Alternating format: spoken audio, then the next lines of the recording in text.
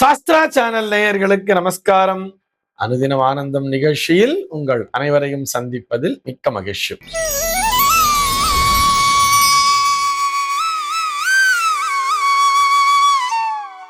இன்று 8/3/2026 இந்த நாள் குறித்து பஞ்சாங்கம் என்ன சொல்றதுன்னு பார்க்கலாம் வாங்கோ. இன்றைய தினம் விஸ்வாவசு வருடம் மாசி மாதம் 24ஆம் தேதி ஞாயிற்றுக்கிழமை. திதி பார்த்தோம்னா தேய்பிரை பஞ்சமி திதி இரவு 9:11 வரைக்கும் இருக்கும். அதனைத் தொடர்ந்து தேய்பிரை ஷஷ்டி திதியானது வந்து விடுகிறது. இன்னைக்கு நட்சத்திரம் பார்த்தோம்னா சுவாதி நட்சத்திரம் மதியம் 1:30 வரைக்கும் இருக்கு. அதனைத் தொடர்ந்து விசாகம் நட்சத்திரம் என்பதும் வந்து விடுகிறது. மதியம் 1:30 வரை, அதாவது சுவாதி நட்சத்திரம் இருக்கின்ற வரை இந்த நாளானது ஒரு சித்த யோகம் கூடிய நாளாக இருக்கிறது. அதனைத் தொடர்ந்து மரண யோகம் என்பதும் வந்து விடுகிறது. இது போக பஞ்சாங்கத்திலே வரக்கூடிய யோகம் அப்படின்னு சொல்லி பார்த்தோம்னா இன்றைக்கு திருவம் அப்படிங்கிற ஒரு நாம யோகம் காலையில 7:01 வரைக்கும் இருக்கு. அதனைத் தொடர்ந்து வியாகாதம் அப்படிங்கிற ஒரு யோகமானது வந்து விடுகிறது. கரணம் பார்த்தோம்னா கௌளவம் அப்படிங்கிற ஒரு கரணம் காலையில 8:11 வரைக்கும் இருக்கு. அதனைத் தொடர்ந்து தைத்தில்லம் அப்படிங்கிற ஒரு கரணமானது வந்து விடுகிறது. இந்த நாளானது ஒரு சமநோக்கு நாளாக அமைந்திருக்கிறது. இன்னைக்கு என்ன ஸ்பெஷல் அப்படின்னு சொல்லி பார்த்தோம்னா இன்றைய தினம் உலக மகளிர் தினமாக கொண்டாடப்படுகிறது. நம்ம கூட பார்த்தோம்னா வாட்ஸ்அப்ல நிறைய விமென்ஸ் டே மெசேஜ் வந்துட்டே இருக்கும். நம்ம என்ன பண்ணுவோம், அம்மாக்கு பாட்டிக்கு வீட்டில் இருக்கக்கூடிய சகோதரிக்கெல்லாம் மெசேஜ் அனுப்பிச்சுட்டே இருப்போம், ஹாப்பி விமென்ஸ் டேன்னு சொல்லிட்டு.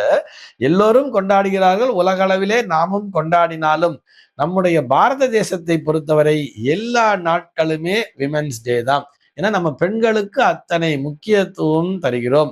நம்ம நாட்டை கூட நம்ம தாய் நாடு என்ற பெயரிலே தான் அழைக்கிறோம்.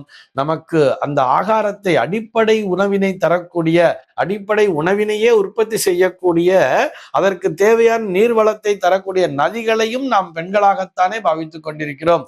சக்தி அப்படிங்கிற பெயரிலே நமக்கான எனர்ஜி அப்படிங்கிறது பெண்களிடத்திலேதான் வருகிறது. அப்படிங்கிற மாதிரி பெண்களையே தெய்வமாக கொண்டாடக்கூடிய நாடு நம்முடைய நாடு. எல்லா நாளுமே நமக்கு மகளிர் தினமாக இருந்தாலும் உலக அளவிலே இன்றைய தினம் அந்த மகளிர் தினத்தை கொண்டாடி வருவதால் நாமும் நம்முடைய வீட்டிலே மகளிர்களை உயர பிடிக்க வேண்டும். உயர பிடிக்கணும் என்ன பண்ணணும், இன்னைக்கு வீக்கெண்டா வேற இருக்கு, சண்டேவா இருக்கு.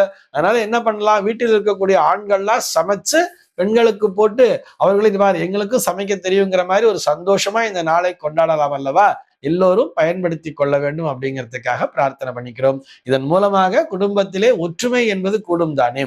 இது போக இந்த நாளானது ஒரு தேய்பிரை சுபமுகூர்த்த நாளாகவும் அமைந்திருக்கிறது.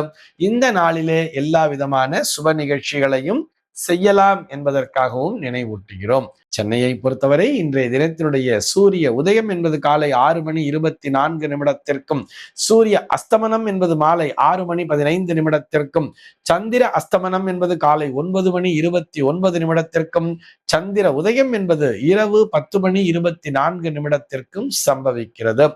பிரம்ம முகூர்த்தம் பார்த்தோம்னா நாளைய தினம் அதிகாலை 4:46 முதல் காலை 6:23 வரையில் நீடித்திருக்கிறது. சென்னையை பொறுத்தவரை இன்றைய தினத்தினுடைய ராகு காலம் என்பது மாலை 4:46 முதல் 6:15 வரையிலும், யமகண்டம் என்பது மதியம் 12:19 முதல் 1:48 வரையிலும், குளிகை காலம் என்பது மதியம் 3:17 முதல் மாலை 4:46 வரையிலும் சம்பவிக்கிறது. தினாந்தம் பார்த்தோம்னா இன்றைய தினம் இரவு 1:50 கொடுத்திருக்கா. சூலம் பார்த்தோம்னா இன்றைக்கு மேற்கே சூலம் பகல் 11:08 வரையில் அந்த சூல தோஷம் என்பது உண்டு. அதற்குரிய பரிகாரமாக வெள்ளம் தானம் விடுத்துவிட்டு மேற்கு திசையை நோக்கி பயணிக்கலாம் அப்படிங்கிறதையும் சொல்லி இருக்கா. நமது சாஸ்திரா சேனலில் திருக்கோவிலூர் KB ஹரிபிரசாத் சர்மா அவர்கள் வழங்கும் தினசரி பஞ்சாங்க குறிப்பு, ஆன்மீகம் மற்றும் ஜோதிட தகவல்களை உள்ளடக்கிய நிகழ்ச்சி அனுதினம் ஆனந்தம். தினம்தோறும் அதிகாலை 5:45 மணிக்கு. இத்துடன் திங்கட்கிழமை தோறும் உபன்யாச நிகழ்ச்சி, புதன்தோறும் அறிந்த புராணமும் தெரியாத கதைகளும், வியாழந்தோறும் வேதபுரி பிரம்மஸ்ரீ H யுவராஜ சாஸ்திரிகள் வழங்கும் நீதி சாஸ்திரம், வெள்ளிக்கிழமை தோறும் அபீதாஸ்ரீ வழங்கும் ஸ்திரீ டைம் ஆகிய சிறப்பு நிகழ்ச்சிகள் உங்களுக்காக எக்ஸ்க்ளூசிவா நம்ம சாஸ்திரா சேனலில் மாலை 5 மணி முதல் ஒளிபரப்பாகிறது. மறக்காம பாருங்கோ, லைக் பண்ணுங்கோ, சப்ஸ்கிரைப் பண்ணுங்கோ, முக்கியமா உங்க ஃப்ரெண்ட்ஸ் அண்ட் ரிலேட்டிவ்ஸ் குரூப்ஸ்க்கு ஷேர் பண்ணுங்கோ. இன்றைய தினத்தினுடைய தகவலாக, அதாவது ஒவ்வொரு ஞாயிற்றுக்கிழமை நாளுமே நம்ம கதை நேரம் அப்படின்னு பார்த்துட்டு வரோம் இல்லையா? அந்த வரிசையில இன்னைக்கு என்ன கதையை பார்க்க போறோம் சொன்னா, குரங்கு புத்தி அப்படிங்கிற ஒரு தலைப்புலதான் ஒரு கதையை பார்க்க போறோம்.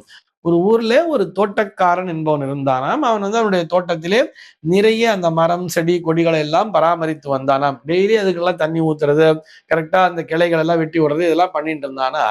அந்த தோட்டத்திலே நிறைய குரங்குகளும் அப்பப்போ வந்துட்டு போகுமாம். இவன் அந்த குரங்குகளால நமக்கு எந்த தொல்லை இருக்கக்கூடாதுங்கிறதுனால அந்த குரங்குகளுக்கு தேவையான உணவினையும் தனியா கொடுத்துட்டே இருப்பானா. செடியெல்லாம் பிடுங்கி போட்டுறக்கூடாது அப்படிங்கிறதுக்காக பக்கத்திலேயே அந்த குரங்குகளுக்கு தேவையான உணவுகளை தனியா இவன் வெளியில இருந்து கொண்டு வந்துச்சு கொடுப்பான். அதே மாதிரி இவன் டெய்லி இந்த குரங்குகளோட பழகி பழகி பழகி அந்த குரங்குகள் இவனுக்கு ரொம்ப ஃப்ரெண்ட்லியாவே ஆயிடுச்சு. ரொம்ப நட்பு வட்ட மாதிரி அவன் ஆயிடுச்சு. இவன் என்னென்னலாம் செய்யறானோ அந்த குரங்குகளும் செய்யுமா. பொதுவா குரங்கு நம்ம செய்யறதை பார்த்து ரிப்பீட் பண்ணும் தெரியுமா? இந்த கதையெல்லாம் கூட நம்ம பார்த்திருப்போம். தொப்பி கீழே போறது, தொப்பி வியாபாரி கதையெல்லாம் கூட கேட்டிருப்போம். அந்த மாதிரி இவன் கொண்டு போய் தண்ணி கொண்டு போய் செடிக்கு ஊத்தும் பொழுது இந்த குரங்கு என்ன பண்ணுமா, பக்கத்துல இருக்கக்கூடிய 2-3 குரங்குகள் என்ன பண்ணும், அதுவும் இந்த மாதிரி சின்னதா ஒரு கிண்ணத்துல பக்கத்துல ஏதோ பாத்திரம் வச்சிருப்பானா, அதுல இருந்து தண்ணியை கொண்டு போய் செடிக்கு ஊத்துமா. இப்படி இவன் என்னென்ன வேலையெல்லாம் செய்யறான்னு, ஒரு கிளையை ஒடிக்கிறான்னு சொன்னா அதுங்களும் அதான் சின்ன கிளையை ஒடிக்குமா. இப்படி அவங்க கூட ஒரு ஃப்ரெண்ட்லியாவே இருந்துட்டு இருந்தான். ஒரு நாள் அவசர வேலையாக தொடர்ந்து ஒரு 4-5 நாட்களுக்கு இவன் வெளியூருக்கு போக வேண்டிய ஒரு சூழல்ங்கிறது வந்துருச்சு. அப்ப இந்த குரங்குகளை எல்லாம் கூப்பிட்டு சொன்னானா, நான் வெளியூர் போறேன், இந்த மரம் செடி கொடிகள்லாம் அதாவது காஞ்சி போயிடாம நீங்க தண்ணி ஊத்தி பாத்துக்கணும் அப்படின்னு சொன்னானாம். இந்த குரங்குகள்லாம் சரி நாங்க பாத்துக்கிறோம்னு சொல்லிட்டு, ஆனா அதுங்களுக்கு ஒரு சந்தேகம் வந்துச்சாம். எந்த மரத்துக்கு எவ்வளவு தண்ணி ஊத்தணும்னு தெரியாதே, நீ இருந்தா எல்லா மரத்துக்கும் தண்ணி ஊத்துவேன், நாங்களும் கூட கொஞ்சம் கொஞ்சம் ஊத்துவோம், எந்த செடிக்கு எந்த தாவரத்திற்கு எந்த அளவிற்கு தண்ணி ஊத்தணும்னு தெரியாதே எங்களுக்கு அப்படின்னு சொன்னோன்னே, அதுக்கு அந்த தோட்டக்காரன் சொன்னா, இது ஒன்றும் பெரிய கஷ்டம் ஒன்றும் கிடையாது, ரொம்ப ஈஸியான விஷயம்தான். வேறு பெருசா இருந்தா அதுக்கு நம்ம நிறைய தண்ணி ஊத்தணும், வேறு மெலிசா சின்னதா இருந்ததுன்னா அதுக்கு சின்னதா தண்ணி ஊத்தணும், கொஞ்சமா தண்ணி ஊத்தினா போதும், அவ்வளவுதானே, சிம்பிள் லாஜிக் அப்படின்னு சொல்லிட்டு போயிட்டானா. அப்படித்தானே நாங்க பாத்துக்கிறோம்னு சொல்லிடுச்சா எல்லா குரங்கும்.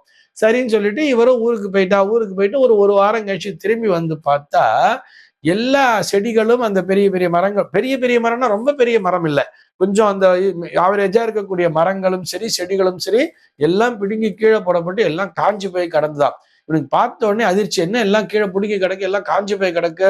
குரங்குகளை பார்த்து ஓடி வந்து கேட்கிறா, என்ன ஆச்சு, ஏன் இந்த மாதிரி எல்லாம் கிடக்கு, யார் இதெல்லாம் பிடுங்கி போட்டா அப்படின்னு சொல்லி கேட்ட உடனே இந்த குரங்குகள் சொன்னதான், நீ தானே சொன்ன வேறு மெலிசா இருந்தா அது கொஞ்சமா தண்ணி ஊத்தணும், வேறு பெருசா தான் அதிகமா தண்ணி ஊத்தணும்னு சொன்னல, எதுக்கு எப்படி வேர் இருக்குங்கிறத நாங்க பிடுங்கி பார்த்தோம், இதுக்கு பிடுங்கி கீழே போட்டு பார்த்தோம், இல்ல வேர் அதிகமா இருந்துச்சு, பெருசா இருந்துச்சு, இதுக்கு நிறைய தண்ணி ஊத்தணும், இது வேர் சின்னதா இருந்துச்சு, இதுக்கு நாங்க கொஞ்சமா தண்ணி ஊத்தணும், இருந்தாலும் அது என்னவோ காஞ்சி போச்சு, எங்களுக்கு என்னன்னு தெரியலன்னு சொல்லிட்டு புடுங்கி போட்டு பார்த்தா நாங்க எங்களுக்கு தெரியல அப்படின்னு சொல்லி குரங்கு சொல்லித்தான், குரங்குகள்லாம் சொல்லியிருக்கா.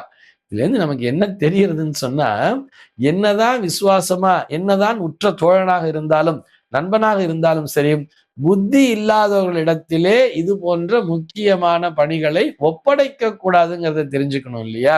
அதே மாதிரிதான் இந்த குரங்கு அப்படின்னு சொல்லி வரும்போது இன்னொரு கதை கூட ஞாபகத்துக்கு வர்றது. ஒரு ஊர்ல ஒரு ராஜா ஒரு குரங்கை வளர்த்துட்டு இருந்தாராம். குரங்கு வளர்க்கிறார் அப்படின்னு சொல்றதை விட, அவருக்கு அந்த குரங்கு யாரோ ஒருத்தர் பரிசா கொண்டு வந்து கொடுத்திருக்கார். அந்த குட்டி குரங்குல இருந்தே அவருக்கு வந்துட்டதுனால ரொம்ப ஆசையா அந்த குரங்கை வளர்த்தாராம். இந்த குரங்கும் எப்பயுமே ராஜா கூடயே சுத்திக்கிட்டு இருக்குமாம். அப்படி ஒரு முறை ராஜா அப்படியே ஒரு நந்தவனத்துல ஒரு வாக்கிங் மாதிரி போறார். அப்ப வாக்கிங் போகும்போது பார்த்தா அங்க ஒரு விஷ பாம்பு, ஒரு பாம்பு சல்லுன்னு ராஜா பார்க்கல, அந்த பாம்பு குறுக்கால வர்றது இந்த குரங்கு பார்த்துருச்சு. குரங்கு பார்த்துட்டு உடனே ஓடி போய் என்ன பண்ணுது, ராஜாட்ட இருங்க பாம்பு அப்படின்னு சொல்லி கை காமிச்சிட்டு அந்த பாம்பை பிடித்து கடித்து கீழே போட்டுருச்சான். பாம்பை கொன்னுடுச்சு அந்த குரங்கு. ராஜாக்கு ஒரே சந்தோஷம், இந்த குரங்கு நம்ம மேல எவ்வளவு விசுவாசமா இருக்கு, எவ்வளவு உண்மையா இருக்கு அப்படின்னு சொல்லிட்டு, அந்த குரங்கு தான் இனிமேல் எனக்கு மெய்காப்பாளன் அப்படின்னு சொல்லி சொன்னாராம். ஐயோ, மந்திரிகள்லாம் ரொம்ப பயந்தாங்களாம். என்னதான் இருந்தாலும், என்னதான் இந்த குரங்கு விசுவாசமா இருந்தாலும் அது நிச்சயமா மெய்காப்பாளனுடைய பணியை செய்ய முடியாது அப்படின்னு சொல்லிட்டு, என்னதான் இருந்தாலும் ஒரு விலங்கு தானே அப்படிங்கிற மாதிரி, ஒரு மிருகம் தான், அதுக்கு புத்தி இருக்காது அப்படிங்கிற மாதிரி எவ்வளவு சொல்லி பார்த்தாங்கன்னா ராஜா கேட்கல. ராஜா என்ன சொன்னார்னா, சுயமான அறிவு இருப்பதை விட ஒரு மெய்காப்பாளனுக்கு என்ன தேவைன்னா ஒரு விசுவாசம்ங்கிறது தான் இருக்கணும், உண்மைங்கிறது இருக்கணும். என் மேல விசுவாசம் இருந்தா போறோம். அந்த குரங்குக்கு என் மேல விசுவாசமும் இருக்கு, பக்தியும் இருக்கு, அதனால அந்த குரங்கு தான் என்னுடைய மெய்காப்பாளன்னு சொல்லிட்டாராம். இவங்களும் வேற வழி இல்லாம விட்டுட்டாங்க மந்திரியும். இந்த ஒரு நாள் என்ன பண்ண, ராஜாவுக்கு ஒரே டயர்டா இருந்துச்சு, தூங்க போறேன் அப்படின்னு சொன்னாரா. குரங்கு கிட்ட சொன்னாரா, நான் தூங்க போறேன், என்னை யாரும் தொந்தரவு பண்ணாம பாத்துக்கோ, யாரும் என்கிட்ட வரக்கூடாது, டிஸ்டர்ப் பண்ணக்கூடாது, யார் வந்தாலும் தடுத்து நிறுத்திடு அப்படிங்கிற மாதிரி சொல்லி இருந்தாராம். ராஜாவும் கட்டில படுத்து தூங்குறார். அந்த நேரத்துல பார்த்தா ஒரு ஈ ஆனது ராஜாவுடைய காதுக்கு நேரா பறக்குது. காதுக்கு நேரா பறந்து பறந்து தொந்தரவு பண்றது. ராஜாவால தூங்க முடியல, கொயங்கு கொயங்கு சத்தம் வந்துகிட்டே இருக்கு. இப்படி இப்படி புரண்டு புரண்டு படுக்கிறார்.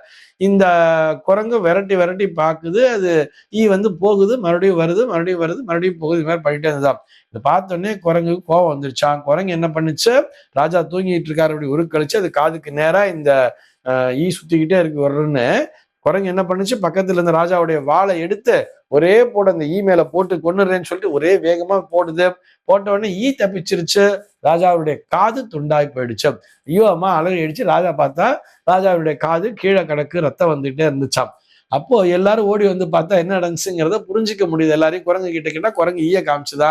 ராஜாக்கும் புரியுது. அப்பதான் இதுல இருந்து நமக்கு என்ன தெரியுதுன்னு சொன்னா, என்னதான் விசுவாசமாக இருந்தாலும், என்னதான் அவன் ஒரு உண்மையான பக்திகளை கொண்டிருந்தாலும், புத்தி என்பதும் இருக்க வேண்டும் அல்லவா. இந்த சுய புத்தி அற்றவரிடத்திலே முக்கியமான பொறுப்புகளை கொடுக்கும் பொழுது அது நமக்கே பிரச்சனையாகிவிடும் என்பதையும் புரிந்து கொள்ள வேண்டும். இந்த தகவலோடு இன்றைய தினம் உங்களிடமிருந்து நான் விடைபெற்றுக் கொள்கிறேன். மீண்டும் உங்கள் அனைவரையும் நாளைய தினம் ஒரு புதிய தகவலோடு சந்திக்கிறேன்.